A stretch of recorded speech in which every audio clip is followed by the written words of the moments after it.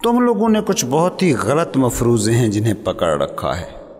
तुम सोचते ये हो कि खुदा की तलाश में, अल्टीमेट रियलिटी की खोज में वो निकलता है जो दुखों का सताया हुआ हो। तुमने मज़हब को गरीबों की एक्टिविटी मान लिया है, दुखियारों का सहारा मान लिया है। मगर समझो, मज़हब सहारा नहीं है, मज़हब तो सहारों का दुश्मन है। मज़हब तो हर सहारा छीन कर तुम्हें सिर्फ तुम पर मुनहसर कर देता है, और दुखी का मज़हब सच तक पहुंचने का रास्ता नहीं है, सच से रोकने वाली दीवार है। मज़हब तो सुखी इंसान की खोज है, जो अपने दुख लेकर मस्जिद, मंदिर, चर्च में बैठा दुआएं मांग रहा है। वो तो खुदा को देख ही नहीं सकता, वो तो अपना मुद्दा देख रहा है, अपनी तकलीफ़ की मसीहाई पर नज़र है उसकी। मसीहा को तो वो देख ही नहीं पा रहा। वो इंसान जो 10 लाख का कर्ज चुकाने के लिए मस्जिद में बैठा खुदा से दुआएं कर रहा है कि अल्लाह मेरा ये कर्ज उतार दे, या मुझे इस बीमारी से छुटकारा दे दे, यहाँ तक कि कह रहा है कि जहन्नम से निजात दे दे और जन्नत का हकदार कर दे। वो समझ ही नहीं रहा कि वो कर क्या रहा है। वो देख ही नहीं पा रहा कि वो जिसके सामने बैठा है उसे अपने 10 लाख से छोटा समझ रहा है, अपनी सेहत से उसे छोटा समझ रहा है, अपनी जन्नत, अपनी जहन्नम का ज़रिया समझ रहा है। वो नादान है, वो आदती इबादत गुजार है। उसने बस सदियों की रिवायत की नक्काली में किसी तसव्वुराती खुदा को पूजना सीखा है। क्योंकि ये हो ही कैसे सकता है कि वो एक को मानता होता, जानता होता, ये ईमान रखता होता कि मेरी दुआ वो सुन रहा है, वो एक को देख रहा होता और दूसरे का ख्याल भी उसके जहन में आ जाता। नहीं नहीं, ये नामुमकिन है। कहते हैं एक सूफ़ी था, बहुत ही तबाहाल, बहुत ही गरीब, एक झोंपड़ी में बूढ़ी माँ के साथ रहता था। शाम को जब माँ रूखी सूखी रोटी पकाती तो किसी दोस्त के घर दावत का कहकर रोज़ वो बाहर निकल जाता, ताकि उस सूखी रोटी दाल से उसकी माँ का पेट तो कम से कम भर सके। उस बाबे का एक दोस्त था जो जानता था कि बाबा पहुंचा हुआ है। वो अपने दोस्त को कहता कि तुम खुदा से क्यों नहीं मांगते कि तुम्हें थोड़ी सी खुशहाली दे दे, इस भूख से, इस गुर्बत से निजात दे दे। बाबा दोस्त की ज़िद मिन्नत समाजत के हाथों मजबूर होकर मस्जिद भी चला जाता था। लेकिन जब वापस लौटता और दोस्त पूछता, हाँ मांगा, तो बाबा जवाब देता, यार गया तो मांगने था, मगर जब उसके सामने पहुंचता हूँ तो दूसरा कोई रह ही नहीं जाता। मांगू किससे? वो दूसरा बच ही नहीं जाता जो ज़रूरतमंद लगता है, वो दूसरा रह ही नहीं जाता जिसे भूख लगती है, वो दूसरा बच ही नहीं रहता जो रोज़ शाम का खाना माँ को खिलाने के लिए उससे झूठ बोलकर घर से बाहर निकल जाता है। याद ही नहीं रहती वो दुई की दुनिया जिसके ये सारे तकाज़े हैं। याद रखो, खुदा वही है जो इंसान को फना कर दे। खुदा होगा तो तुम ना होगे, और तुम होगे तो खुदा नहीं होगा। यही तो अलमिया है तुम्हारी इबादतों के साथ, यही तो हादसा हुआ है तुम्हारी दुआओं के साथ। देखते हो मस्जिदें, मंदिर भरे हैं, गिरजे गुरुद्वारे लोगों से उबल रहे हैं, मगर कहीं दिखाई देता है किसी चेहरे पर मौजूद आंखों से खुदा झांकता नजर आता है? तुमने बड़ा सुना है, खुदा सब गुनाह माफ़ कर देता है मगर शिर्क माफ़ नहीं करता। समझो, शिर्क दूसरा है, दूसरे की मौजूदगी का यकीन ही तो शिर्क है, क्योंकि ला मौजूद इल्लल्लाह। अच्छा, तो मैं बात कर रहा था कि वो बादशाह जो हर उस सुख की लज्जत का आशना था जिसे तुम्हारी दुनिया सुख की मेराज कहती है, वो जंगल में निकल गया और जोगी हो गया। जोग, सन्यास, तर्क दुनिया, सूफी का रास्ता, ये वही चलता है जिसने सुख को जी लिया हो। वरना जो दुखी है वो तो इसी चक्कर में ही रहता है कि उसे सुख मिल जाए, क्योंकि सुख मिलता है, और जब सुख मिलकर भी तुम्हें पता चलता है कि अना की तिश्नगी नहीं बुझी, तो तभी तो तुम असल दुखी होते हो। वो गरीब जो 2 वक्त की रोटी के पीछे सारा दिन मुशक्क़त करता है, उसकी मुशक्क़त तो बस कष्ट है, मेहनत है, दौड़ धूप है। दुख से तो वो टकराता है जो माल और दौलत कमा गया, जिसने शोहरत और ताकत को देख लिया, ओहदे और रुतबे चख लिए और सब कुछ करने, सब कुछ पाने, सब कुछ मिलने के बाद भी जिसने जाना कि अंदर का खला अब भी मौजूद है। अब इंसान होता है असल में दुखी, क्योंकि जब तक सर्वाइवल की दौड़ है तब तक मावराए बका के मसाइल ही नहीं लगते। इंसानों की तारीख पर गौर करो। इंसान करोड़ों सालों से मौजूद है, मगर सारे मज़ाहिब की तारीख उठाकर देखो, 5-6 हज़ार साल पहले तुम्हें कोई मज़हब नज़र ना आएगा, क्योंकि पहले तो इंसान सर्वाइवल की लड़ाई लड़ने में ही मसरूफ़ था। जंगल में शेरों से बचता फिर रहा था। मौसम की तलखियाँ थीं तो उससे बचने के लिए कभी यहाँ कभी वहाँ खाना बदोश बना फिर रहा था। ग़िज़ा के लिए, अनाज के लिए दाना दाना परिंदों की तरह चुग रहा था। बच्चों के बड़ा होने तक उन्हें बचाने की फ़िक्र में भाग रहा था। फिर जब ये सारे तकाज़े पूरे हो गए, इंसान ने घर बना लिए, उसने फसलें उगाना सीख ली, उसने अनाज को स्टोर करना सीख लिया, तो अब वो इस काबिल हुआ कि दूसरे स्टेज पर पहुंच सके।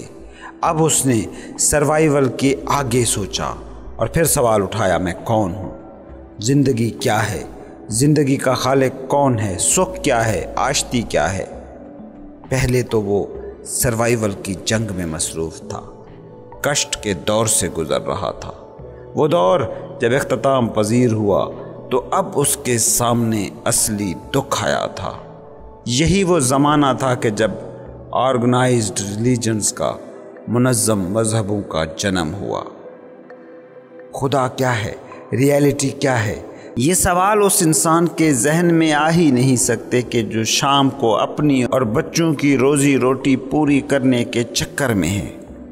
ये सवाल तो उसके हैं जिसने अना के, जिस्म के, जहन के सुख हासिल कर लिए, बका के तकाज़े पूरे कर लिए, मगर अब भी तिश्नगी उसके सामने खड़ी थी, दुख उसके सामने खड़ा था, बेचैनी सामने मौजूद थी। अभी तो उसके सामने अपने होने का सवाल आया था। याद रखो, जिसे तुम रूह की बेदारी कहते हो, जिसे तुम इनलाइटनमेंट कहते हो, उस तक पहुंचने का रास्ता दुख नहीं है, सुख है, कष्ट नहीं है, राहत है। मगर तुमने उल्टी ही तदबीरें हमेशा की हैं। तुम खुदा को पुकारते हो उस वक्त के जब बहुत दुखी होते हो, मगर दुखी खुदा को पुकार ही कैसे सकता है? दुखी जब खुदा को पुकारता है तो उसका दुख खुदा से भी बड़ा होता है, उसका दूसरा एक से वाहिद से बड़ा हो जाता है। और यही तो शिर्क है। दुख में दुआ निकलती ही नहीं, दुख में खुदा नज़र ही नहीं आता, बस दूसरा नज़र आता है, मादे की दुनिया नज़र आती है, क्योंकि अना के शराब दुख मादी दुनिया से ही जुड़े होते हैं। दुख में खुदा की खोज ऐसे ही है जैसे कोई बंद कमरा हो जिसका दरवाज़ा ही ना हो और अंधेरा घना हो और इंसान दीवारें टटोल टटोल कर बाहर निकलने का दरवाज़ा ढूंढ रहा हो। दुख में दरवाज़ा बंद होता है, कमरा अंधेरा होता है, तुम सुकड़ जाते हो, जबकि सुख में दरवाज़ा सामने होता है, कमरा रोशन होता है, मगर तुमने सुख में खुदा को पुकारना सीखा ही नहीं है। जिसने भी आज तक खुदा को पाया है हमेशा सुख में पाया है।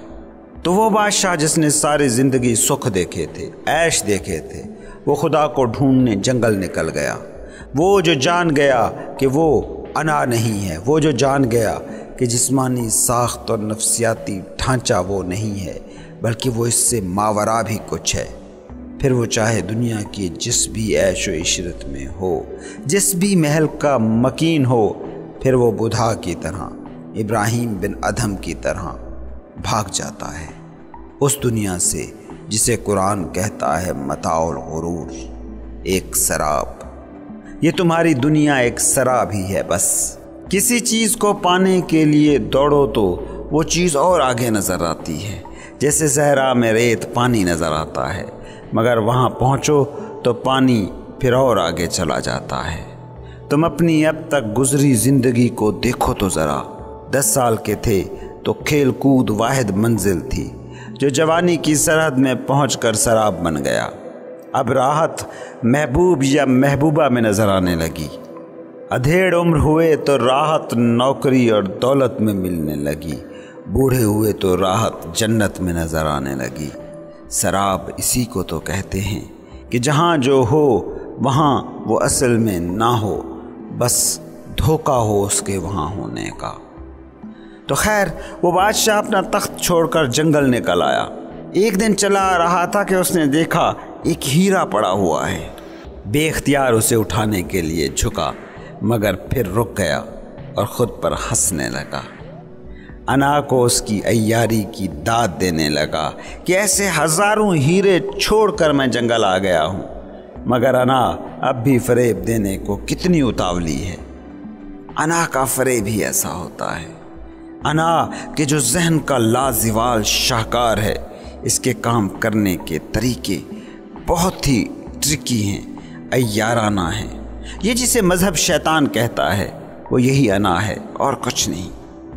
دیکھتے ہو کیا کیا دھوکے ہیں جو انسان نے انا سے نہیں کھائے۔ سب کے اندر ایک ایسا مقام ہے جو یہ سچ جانتا ہے کہ انسان سکندر بھی بن جائے تو بے چینی جاتی نہیں۔ سب جانتے ہیں کہ مستقل خوشی، مستقل سکھ کا دنیا کی چیزوں سے لینا دینا ہی کچھ نہیں، مگر سبھی پھر بھی پاگلوں کی طرح بھاگ رہے ہیں۔ انا دوسرا ہے اور دوسرا دکھ ہے۔ انا سے ماورا ہو تم جو واحد ہو، تم جو محبت ہو۔ بابے کہتے ہیں کہ محبت کرنے کا کوئی ایکٹ نہیں ہے کہ محبوب آ گیا تو دل میں محبت کا جذبہ بھڑک اٹھا اور وہ چلا گیا تو محبت بھی چلی گئی۔ نہیں، محبت ہونے کی حالت ہے، a state of being۔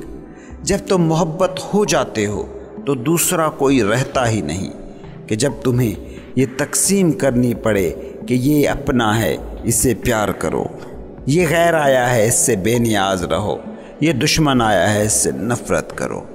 جب محبت اسٹیٹ آف بینگ ہو جاتی ہے تو یہ وننس کی حالت ہے، وہ وننس کے جس میں دوسرا رہ ہی نہیں جاتا۔